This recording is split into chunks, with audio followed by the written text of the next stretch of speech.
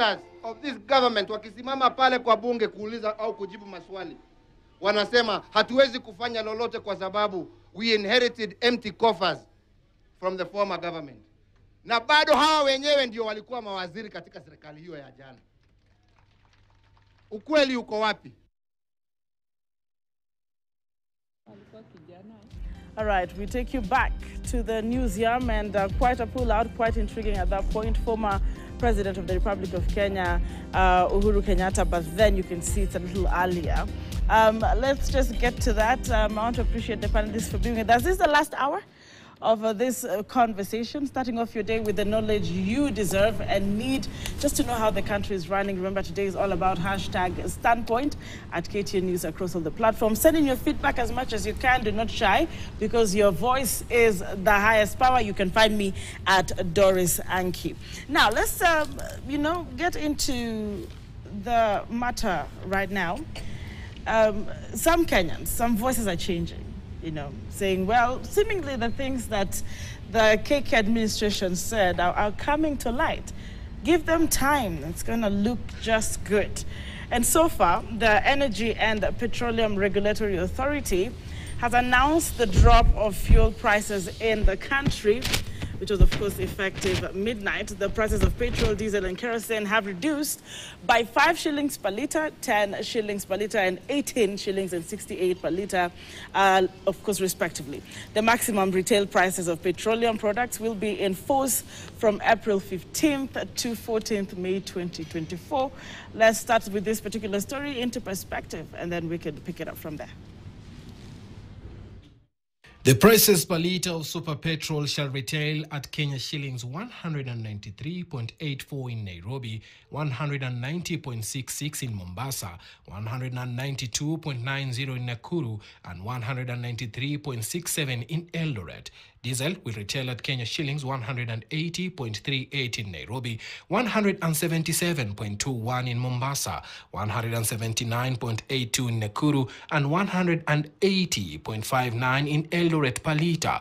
The retail price of kerosene per litre will be 170.06 in Nairobi and 166.99 in Mombasa, 169.56 in Nakuru, and 170.32 in Eldoret.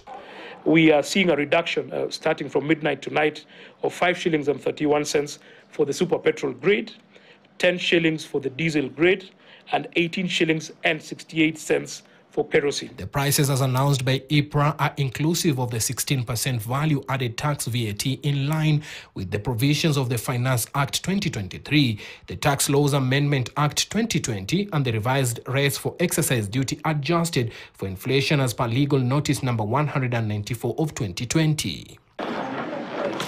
Meanwhile, IPRA noted that the current appreciation of the Kenyan shilling has seen the foreign exchange of the end user decrease to Kenya shillings 1.9585 per kilowatt in April 2024 from a high of Kenya shillings 6.4634 per kilowatt in December 2023 on account of foreign exchange adjustment only reducing on the cost of electricity in the country. The current appreciation of the Kenyan shilling that we have seen has had the foreign exchange adjustment of the end user bills reduced by 1 shilling and 95 cents per kilowatt hour in April from a high of 6 shillings and 46 cents in December 2023.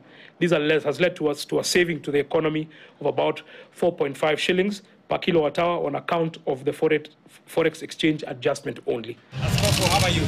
Earlier, during the day, President William Ruto, while speaking in a Sunday service at ACK St. Peter's Cathedral in Nyeri, said that the prices were set to drop by 10 shillings. Mafuta ndio ile ilikuwa pale, mumeona hata leo imeanguka na shilingi 10 just today. Because we are making the right decisions. We are not making popular decisions.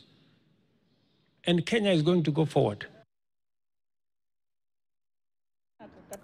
All right, and as you can hear, the panelists are also speaking still on the matter. Let me start with Honorable Beatrice Alachi on this. The president has said, niliwambia, mafuta itashuka. For real, true to it, we are seeing. This is, you do not think, you're not convinced this is a good thing? Is it going by the style of leadership? But even so, it's reprieve for Kenyans, is it not, Honorable Alachi? No, We're moving in the right direction, is it? It's reprieve for Kenyans. Yes. The only thing the president told us last time, he said, never ask him the issue of prices of fuel because he does not control it. I remember him very well somewhere in where it had come down, and he said, that one don't ask me. Hiyo inachungwa na watu wa uko wanajiita international. Usiniulize hiyo.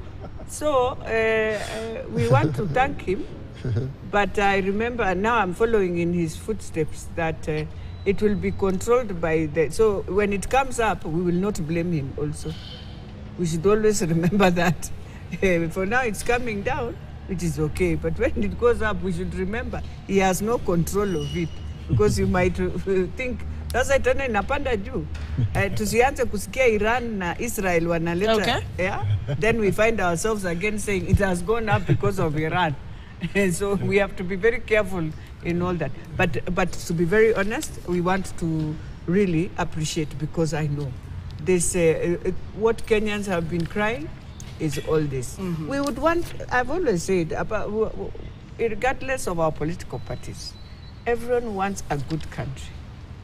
And when I said Kenyans appreciate, wish the taxes they pay do the same work, it's because Kenyans would wish to have a country like even the US. It is in their dream, in their vision, in everything. But they feel so discouraged and so disappointed when they see how now we now manage what they think would have been a better country. And don't forget, in the whole of East Africa also, Kenyans are very learned. And so they see, and that is why even among the IT and phones and everything, Kenya comes in. And so if they are at that level, they would wish to see a better county. Let's say, for example, Nairobi. I would wish to see a county that is moving in the right direction. A county where I don't need to find Gitanga Road right now with garbage closed completely on that road. Now the cars are not passing. And it has been there for the last 3-4 months, not just 1 month. So you feel a bit frustrated in wanting to see a better country. Look at the rains at night. I know today in the Great South, by the way, they had to call an exhaust to come and now remove water that had gone in so many of the houses. So you can imagine if you walk right now within Nairobi, what you will feel. Very sad because of drainage. So if we are talking about the economy, and if we are saying you want to see things work, then you must start from the basic. And I've always said, a country with its basic is how you deal with your garbage. Garbage that you yourself has used. You are judged so harshly. That is why, whether you want to call Rwanda a small country or how, it will be one of the best countries in Africa.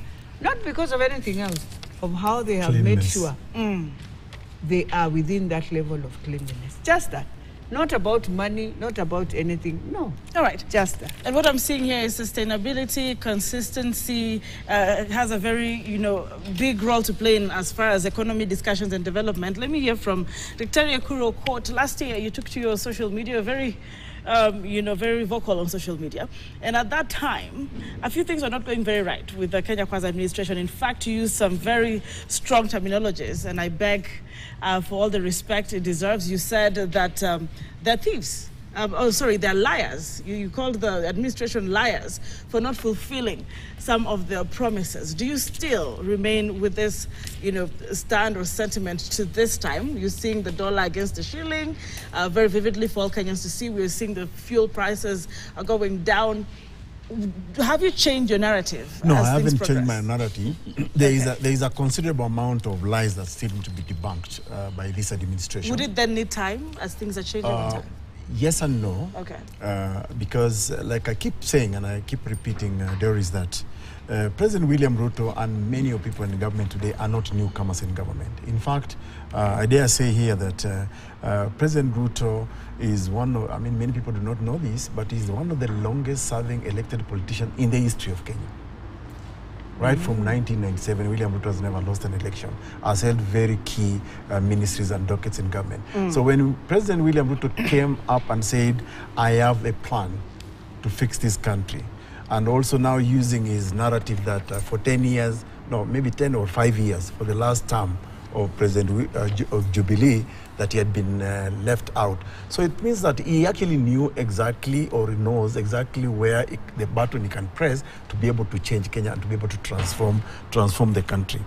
And now a lot of that still remain a lot of lies, because now we no longer hear about the plan, we no longer hear about the wheelbarrow, we no longer hear about the ASLA, we no longer hear about we no longer hear. Sige, you can respond after I'm done. I'm on the floor. So we no longer hear about all those things anymore. Instead, the goalposts had started changing, or give us time. So we are no longer being told that this is the plan we had come up with. We are actually implementing it meticulously. And for me, I've always said, if the plan isn't working, it's only a fool who doesn't change his mind.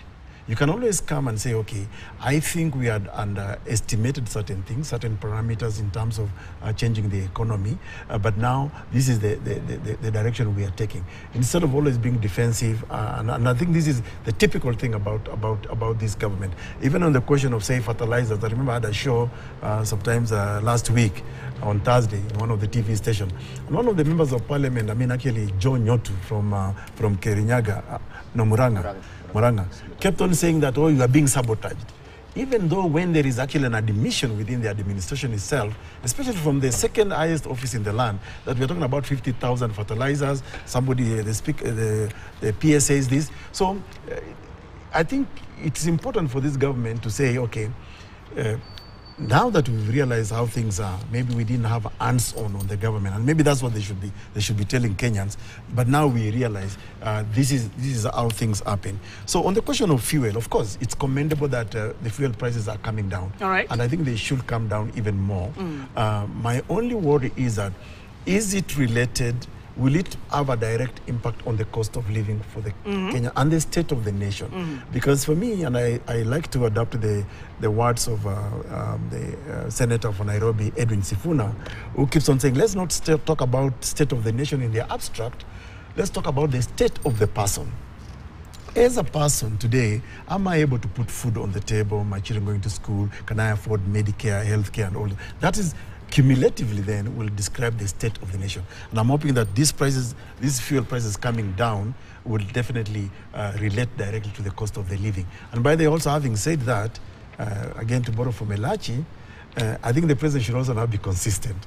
When things are going wrong, you should not have excuses. But when things are going good, they are quick to associate themselves with the good things that happen. So also the bad things, let's take responsibility, because that, at the end of the day, is what accountability is all about. And that's why the Sigei will say we are always critical. But you know, when we criticize government, Sigei, Senator Sigei, it's not like we want the government to collapse. We all want a successful government. By the way, if government today was working effectively, you and I, I'm sure, will enjoy our time in the court corridors and, and practicing law. Speaking of, shifting from the state of the nation to the state of the person, awesome. Very, very powerful.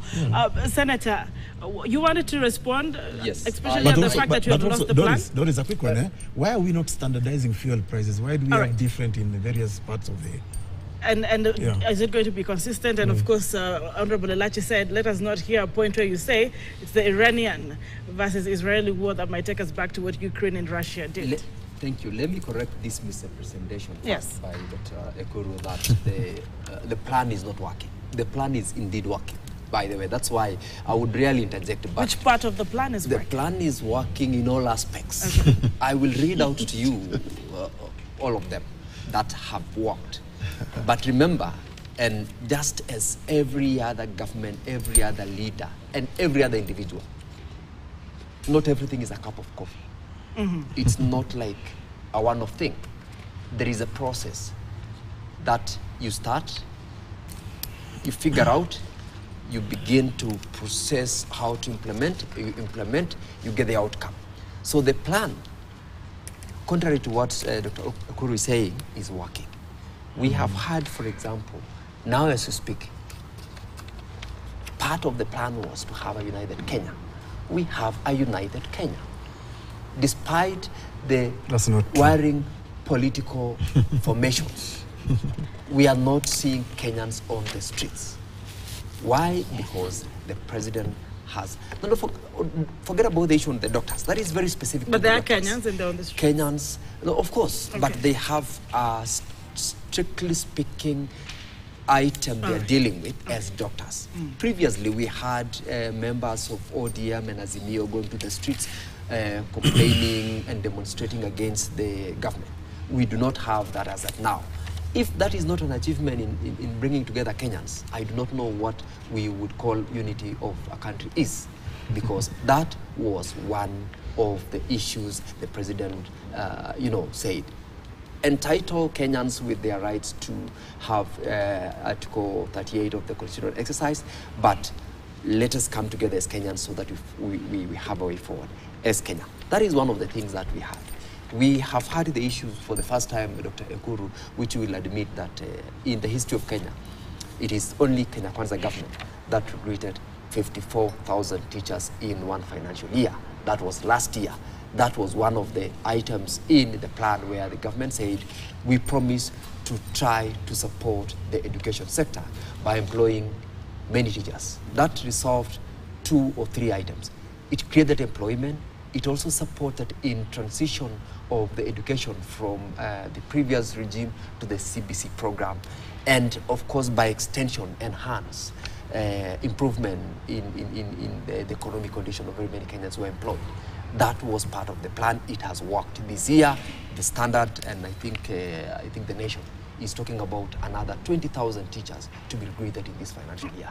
If that is not an achievement, if that is not the plan working, I do not know what we are talking about. Thirdly, we had the plan saying, let us stop subsidizing on consumption. Okay. Let us subsidize on production. In fact, what is going on with the fertilizer? Now, yes, we have implemented the aspect of avoid subsidizing on consumption, let us support production. Agriculture for the first time, and in this financial year alone, I am sure we all, those who are farmers, of course, my friend Dr. Ekuru and probably Beatrice. No, Ekuru is a farmer, I know, not necessarily. I'm a pastoralist. He's a pastoralist. That is still classified as farming. Beatrice is here. My friend here, whom I've been on this table, have admitted previously, which is true, that we have had at least some harvest this year. Why? Courtesy of, luckily enough, God has been good to us this year. We've had rains all year long, and also the aspect of the subsidized fertilizer. Okay. I will come to the challenges that we have had lately about the issues on fake fertilizers and all that. And you know, the dollar has come down from 160 to 120, and that is what the president said the other day. It's at 130. We have had the It's at 130. reforms. It's at 130. Yeah, it's 130, sorry, not 120, 130. We have had the reforms in the agricultural sector. We have the tea aspect, which we are struggling to deal with reforms to support the farmer. We have passed the bill on coffee. We are dealing with the bill on sugar. What I'm trying to say is that better has worked.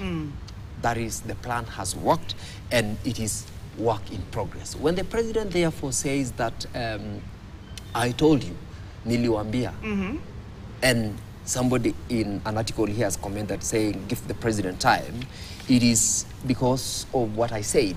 It is not a cup of coffee. It takes time for a number of these things to come to fruition.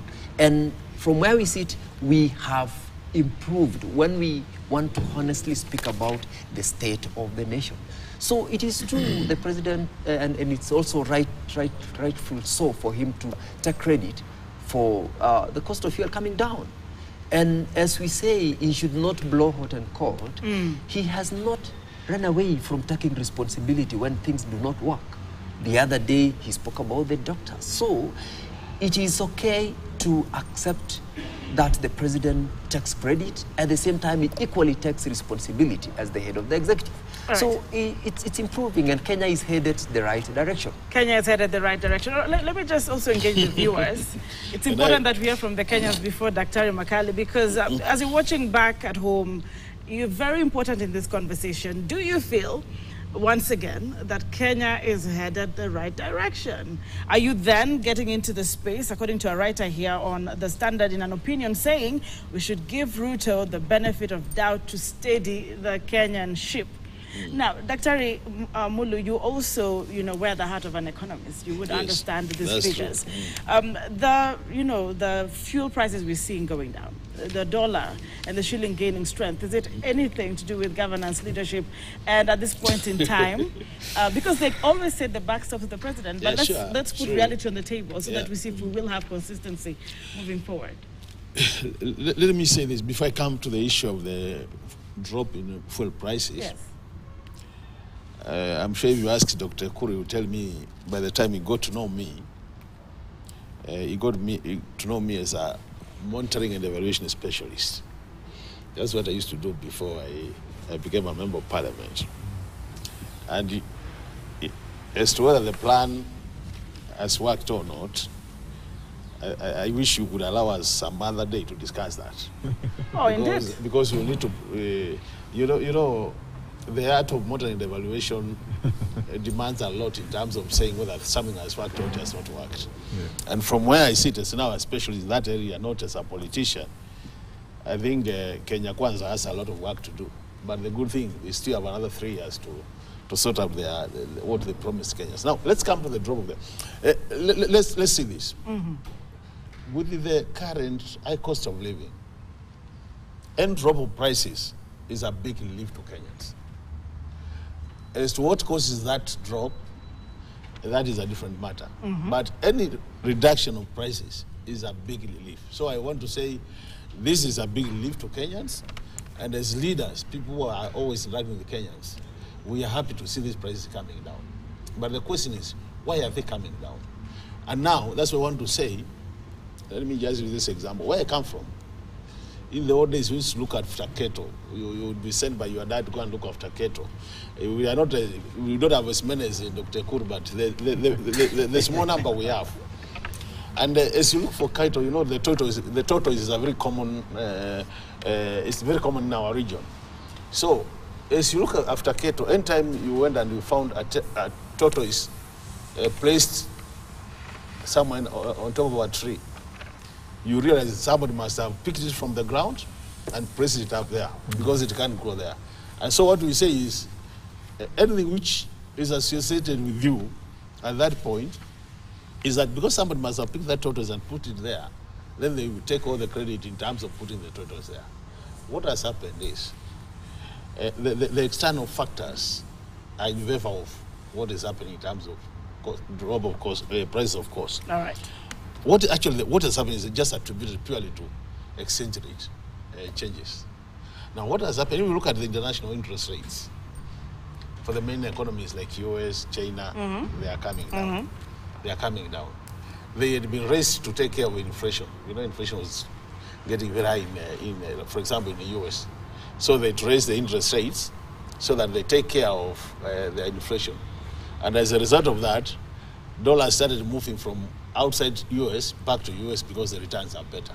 Now what has happened, the interest rates now are going down again. So what is happening, there's a lot of outflow of dollars now to the other one. That's why you see our shilling is now appreciating as we go. And now as a result of that appreciation, that's why you see the prices of now, fuel prices are coming down. For example, I just want to give you an example. Our public debt, just by that change of exchange rate from 160 to about 130, our debt stock has reduced by $1 trillion. Just without anything being done. Without anything being done. So the reason why I was telling you this sort of a tortoise is that since this is happening now, when President Ludo is the president, he takes all the credit, and we can't say no to it. Okay. So when things are bad, we'll brush him. We say things are bad. When they are working good, let him take the credit. Yes. But nothing has happened in terms of fundamentals, economical fundamentals, to warrant this. But he's the president, so he can take all the credit. But we are happy that our people have a huge relief in terms of dropping. You know why I'm interrogating now, going deeper into this, there's a general blanket of it's gone down. Yes. And I want us all to be keen on this particular information here. And, you'd hear researchers say that men and women are not homogeneous, neither are Kenyans at this point in time. Because if I go deeper, the fuel prices have gone down fine. They call it relief. But gentlemen and ladies, just keenly follow this. While prices have come down to under 200 shillings a litre across most towns, it is still over 200 shillings a litre in Marsabit. While in Liboy, it will cost 202 shillings. In Moyale, it will cost 203 shillings and 97 cents. Elwak will have it at 205 shillings and 34 cents. Wajir retailing at 203 shillings and 78 cents. Mandera 207 shillings and 84 cents. And at Lokichogyo at 201 shillings and 14 cents. These are still Kenyans. Will it at some point go down? What should they expect? What is happening is the element of transportation costs. Okay. That's what makes the difference. For them? Yeah, for them. Okay. Because at the end of the day, it just be shifted from Mombasa all the way now to those directions. But there's a warning I want to give Kenyans, and they have to be very careful about this. You know the geopolitics now, the international geopolitics. For example, what is happening in Israel and Iran, that is likely, this would be a very short-lived relief.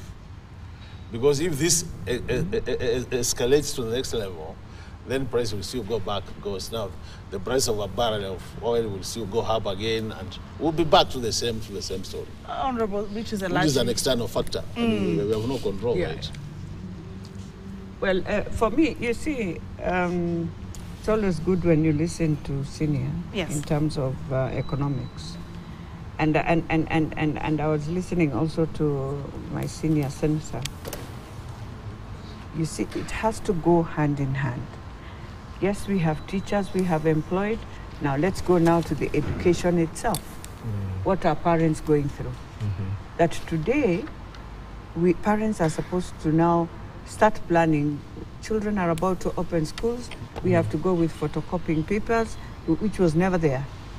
And nobody has also questioned, why is it now we are questioning? It's because that release from the Ministry of Education that used to go for now schools to be able to buy all the needs and the effects they need for a child to be in school after paying school fees is sort of going very slow. So it has returned the burden to the parents. And one thing we were saying, in Kenya we never ask. You know, that's what I was saying. Kenyans have this resilience. They would want to see better.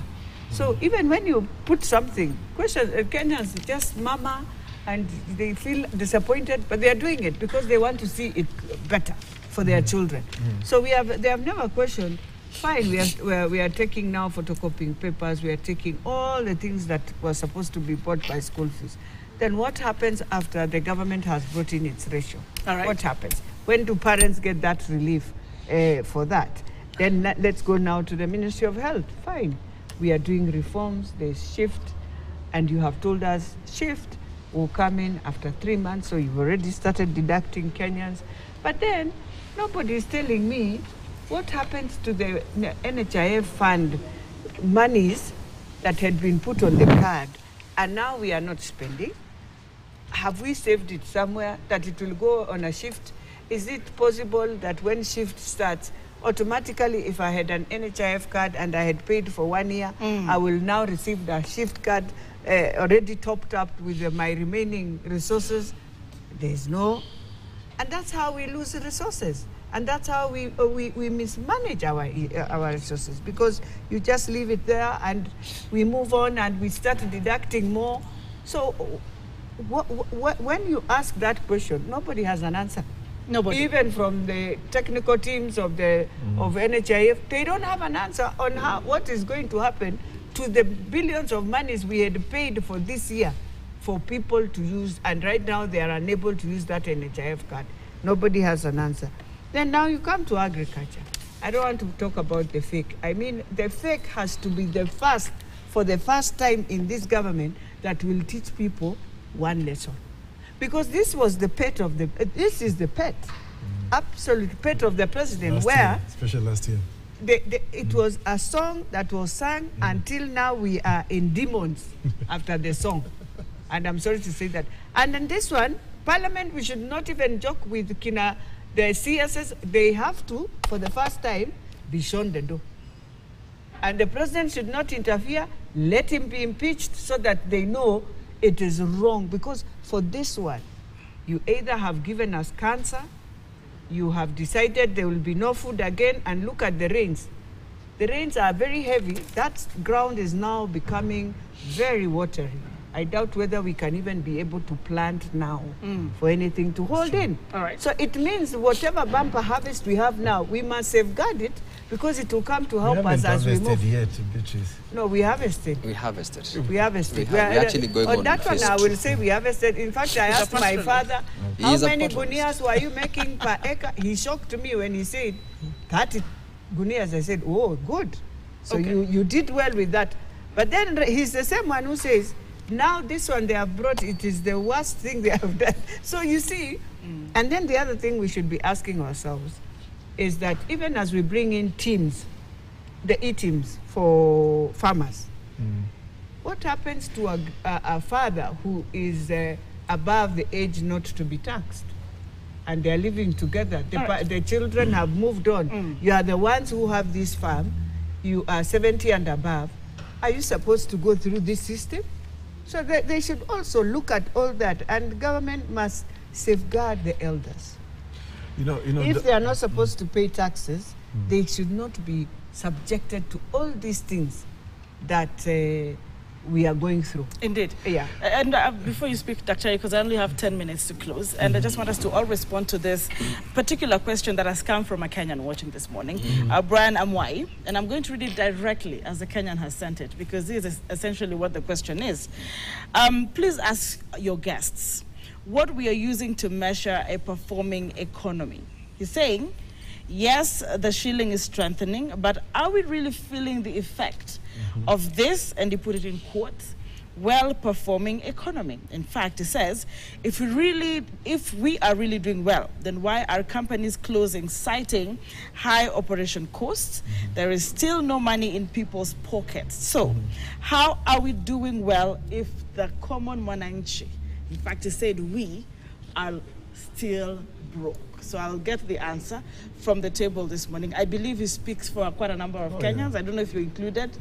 So I start with Daktari. So for me, and that's why earlier on I said that if you talk about the state of the economy getting better, you have to relate it directly to the state of the person. Okay. Are they able to live a dignified life in terms of, their daily life struggles? Kenyans are still struggling, and I think maybe the government needs to demystify that. And also the reason why I asked the question, did we harvest? Let's be careful about generalization. When Sigei says that we have harvested, yes, maybe some parts of the country have harvested, but not the entire part of this country. And therefore that harvesting, that we call now a bumper harvest, is not trickling down, for example, to reducing the cost of commodities or prices of basic things like, say, unga and whatever. So it's not everybody who is enjoying it. So let's say some parts of the country have enjoyed a bumper harvest, but the trickle-down effect, the effect of that bumper harvest is not being felt everywhere. I know parts in the country that are planting as early as last week. Not everywhere. So again, let's be cautious about that generalization. Back to the question of education, which, Sigei spoke about. You see, employment of 54,000 teachers is not a measure for success in education alone. Because one of the crises we are dealing with right now, and I'm sure Sigei even knows this from the county he comes from, Gomet, that we have a cash crunch in public institutions, in public schools. So there isn't enough money. Yes, you can employ teachers, as many as you can, but are they able to actually undertake their activities? There's cash crunch. So the measures taken since last year by the government did not settle the cash crunch in learning institutions? It didn't. Okay. And that's a fact. Ask the teachers' unions. They will tell you for a fact that, yes, you employ teachers, it's commendable, but now if the schools are not being operational, and by the way, there's one thing we have since learned in this education, especially in the primary lower schools, is something called remedial studies. High school. Yeah? High school. Even high school. No, I know. Okay, I know this high from school. High school. Remedial high school. in high school. No, it's even in primary. Even in primary. Oh, boy. Even in primary, I pay a lot for my relatives on this. So I always ask, what is this remedial? This is money that you pay directly at it to encourage the teacher. Now, if the government, to motivate, actually they use the word motivate. It's called to motivate the teacher. But this is already a teacher who is salaried by the government of the day. When Sigay and the government employs 54,000, of course they come with a salary. Then why is the parent again being asked to pay another fee called remedial, a motivation for the teacher? So we still have issues. And by the way, isn't it true? I mean, it's time we admit we have a very confused education system in this country. I wish we could even go back to either KCE or KCPE and we just streamline it. Now we don't even know exactly, and teachers will tell you, the cost of education today is so high. It is nerve-cracking for most parents. And even for us who do not have kids going to those lower schools, we still support relatives in the villages. And the cost is still coming back to me as a parent. And that's why people begin to question, where is the government in all this? Yes. Senator, where's the government in all this? In fact, just responding to the Kenyan it's very interesting to listen will to. this money translate to the person, from the state of the nation to the state of the person? But of course it does. Honestly, when, for instance, a teacher has been employed, the salary payable to that teacher is payable to the person, the teacher, himself or herself. That automatically means he will receive a salary at the end of every month. It's up to him or her then to say, I have, this is money paid to me. As to whether or not they will translate to something positive in their lives, I mean, your guess is as good as mine. Receiving a salary and not receiving are not the same things. I was saying it's very interesting listening to my good friend, Dr. Ekuru, and also equally Beatrice. When we talk about, they are both parents, they have said, he pays a remedial fee to various institutions. Equally, Beatrice does. I am equally a parent. There isn't a law requiring a parent to pay. If there is an institution that asks of parents to pay remedial fees, it is actually something that parents normally make arrangements. I sit in 2 boards of schools. I sit in Tenmark High School, which is my former high school, and we are aware that the law says there is not, in fact, the law criminalizes, tuition. That is it. That is a portion in law. But what happens? As a parent, you sit back and say, you know what, I want my son or my daughter to get an A.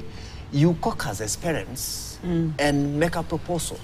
It is not the government. It is not compulsory. It's a choice that a parent makes, a guardian makes. So, employment of 54,000 teachers plus another 20 that is coming. And by the way, Kupeta acknowledging the fact that this is a good thing at, I think, page 7 of the Standard today. Okay. That's the Teachers Union. So there has been an outright translation from the nation to the person. Okay. Particularly with specific aspects which we've talked about, which I also enumerated in terms of what the bottom-up economic model has done. In terms of the agriculture, we are not generalizing it. We have harvested. There are places they have not. What I'm saying is, when you have harvested 30 bags of maize, for example, there is an outright reduction of your vulnerability to food security. You have food. You have surplus to sell in some places. Therefore, you are left with the money you would have utilized to buy food will be utilized to do something else. This resource is released for improvement of the economic in other aspects. So, truth be told, it's also good to be very honest, especially when we are on national TV, to say there has been an improvement in food security and Senator, translating. As we wrap up, I want to, of course, get into closing remarks, but generally, in all honest opinion, you are from Bomet. Yes, I'm so from you do Bomet. Speak with people, you speak with fellow Kenyans. Yes.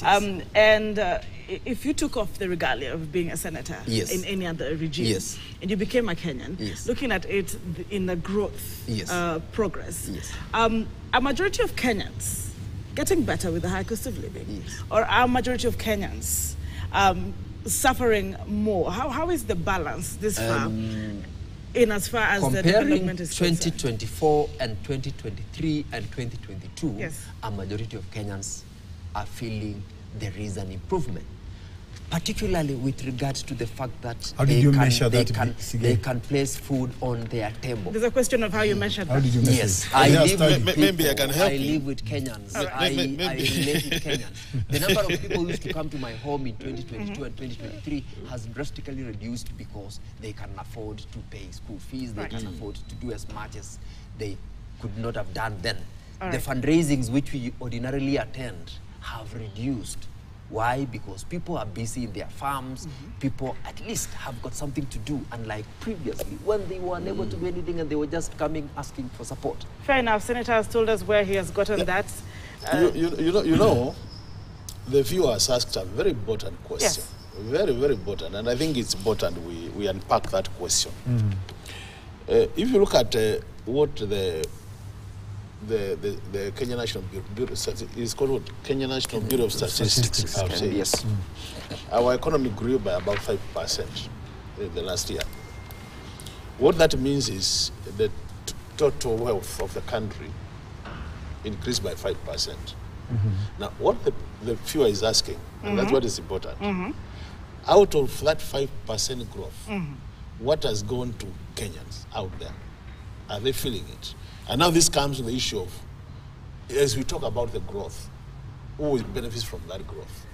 And in a country where we have serious income inequalities, that if you look at Kenya and share that total wealth between Kenyans, and that's in economic, in economics, that's economic development. The other is economic growth. Development is where everybody feels the growth. And in this country, just like any other country in Africa, most of them, including South Africa, you realize that the wealth of a country is almost held by about the 10% of the population. You remember the story of the JM Kariuki, the 10, was it 10 millionaires and the 90 beggars? That in every 100, you have 10 millionaires and you have 90 beggars, meaning our income distribution is so skewed to a level that even if you talk about this growth, Kenyans out there might not be feeling. And I want to say it, I'm surprised with what the Senator is saying. Okay. And now that I know he's having a lot of contact to the ground, because he also has some political issues he's sorting with this governor, I'm surprised he says these people are actually happy with it. Anytime you go out there to talk to Kenyans, in the rural and even in the cities here, take a walk in our city. Kenyans are not feeling this growth. Actually, you should go on a street They are not feeling this your growth at person. all. And that's what we are saying. Even as we grow the economy, as we brag that we have done 1, 2, 3. Yes. It's important we do a simple research to find out how is this benefiting Kenyans. And I think that's what the viewer was saying. That despite the fact that you guys are saying the economy is doing well, we are not feeling it. And that's what everybody is saying. Yesterday I was in a public meeting, and that's what everybody is saying. Say, simuongee na wewe Ruto tafadhali, anatumaliza. You know? even as he says things are improving, wanakwambia simuongee na yeye anatumaliza. So I would once again just to take a walk in town here and see how things are working. Statistically, things are maybe looking. You will allow me, Doris, to Kenyans are not feeling it. And as who are economists, we measure, as we wrap up here, we measure these income inequalities. There's a measure of it, we call it Gini coefficient, which determines how things are being shared in an economy. And I can tell you, Kenya is among the ones who are doing very poorly when it comes to issues of equalities. Equity. Senator, I wanted to say something. A very brief rebuttal. Yeah, very brief, because I want to take because I want to, in the context of what Dr. Makalia said, it's actually something to do with, has this 5% growth gone directly to the people? Right. The development. Economic development and economic growth, which is an aspect that is best suited to give us an insight on. When you look at that aspect of growth, which is statistically provided for by KNBS, it is true, it's a positive, it's something that has been done out of statistics, out of a research. The problem is what we read at page 12 of the Business Daily. The monies goes to pockets of a few people who have decentralized corruption. The monies goes to corrupt governors. And for example, back in my county where now Makali made reference to, though people are saying the national government, the president, and there is a level of commitment to growing economy, and we are looking at that.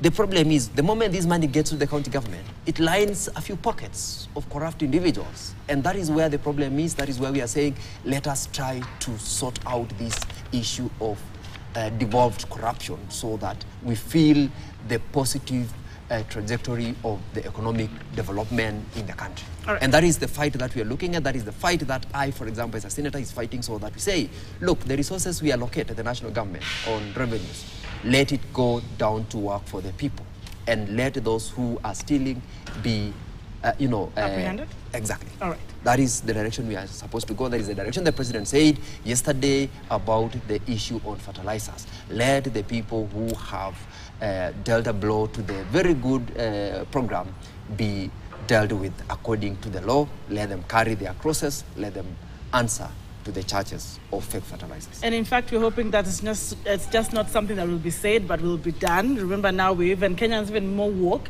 to when we say we will follow up on these cases all through the corridors of justice. Will these people really be questioned, investigated, and apprehended? And when so is done, Senator, will it be reported to Kenyans that they have been apprehended or anything recovered?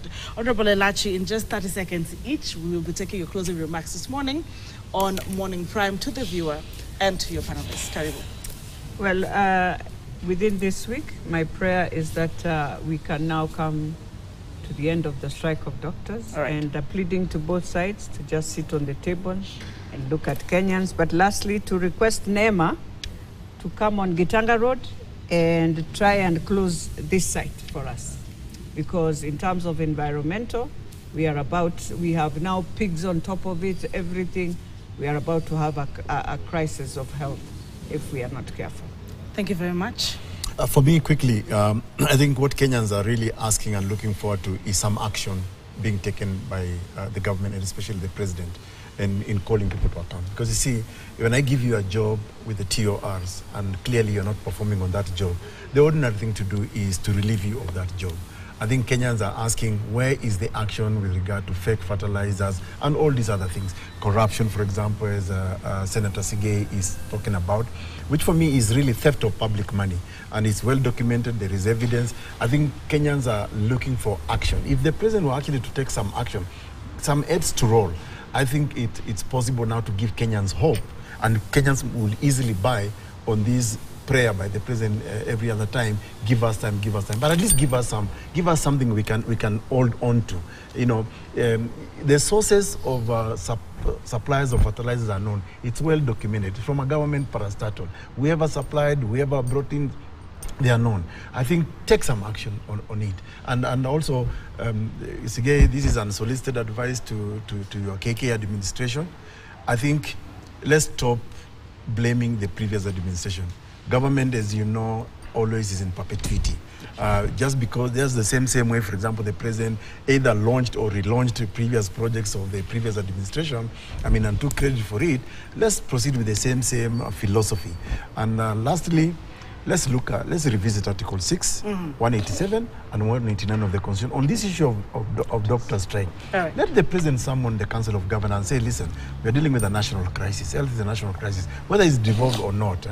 Let's put together some little money. I'm sure there's some vote aids that have not been expended. So why don't we put that money together? 4.5 billion is really not much for this country to raise. Thank you very much, Senator. Thank you. 4 items. Number 1 is doctors, government. Kenya is bigger than all of us. Let us come back to the table. Let us find a solution. Let us return to work. Let's support the people of Kenya. The element on the presidential pronouncement about the fake fertilizers peddlers, they should take their cross, and action must be seen immediately. And lastly, yes, we are still hopeful as Kenyans that we would want to have our governors, our leaders responsible for their actions. Any corrupt governor or any other leader should take responsibility as per the Auditor General's report. Thank you very much, Senator. Dr. as we close in just 30 seconds. What I would want to say is all the resources we are using in this country are taxpayers' money. Okay. And I would call for accountability. Let whatever level the money is being used, at national level, at county government level. Let's be accountable. And let's note that we have no reason for any Kenyan to die because they can't access medical services. With that, can we get back to the negotiating table and sort this matter out? Indeed, they say every Kenyan life matters. Anyone watches football here? How was the weekend for you? Anyone from Arsenal, Liverpool? Where are the Arsenalis? I really felt for them. Oh my goodness. Man City. Here we are coming for the cup again. Your Man City. Okay, thank you very much for being... But I have so many Arsenalis in my house. They were fainting and collapsing. And you know, when I told them, today is when you know you've always had a bad luck on your finishings of your premiers. They told me, no. Honorable Elachi, I might be stoned. But thank you very much for this. Have you gentlemen noticed the passion Honorable Elachi has for football? Yeah. Yes, because of my daughter and my son, who I just and he knows. All right, 2 teams, 2 different ones, but good. Thank you very much. As we close the show on a high, starting off the week for you on great energy, I want to appreciate Dr. Makali Mulu, Member of Parliament, Kitui Central, Honorable Beatrice Elachi, Member of Parliament, Dagoretti North.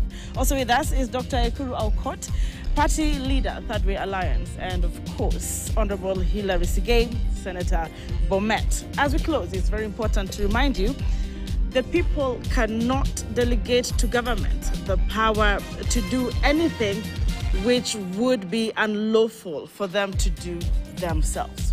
Power corrupts. Absolute power corrupts. Absolutely. Stay woke. Until tomorrow, same place, same time. This is KTN News. Thank you for watching The Morning Crime. Have a good day. Great week ahead.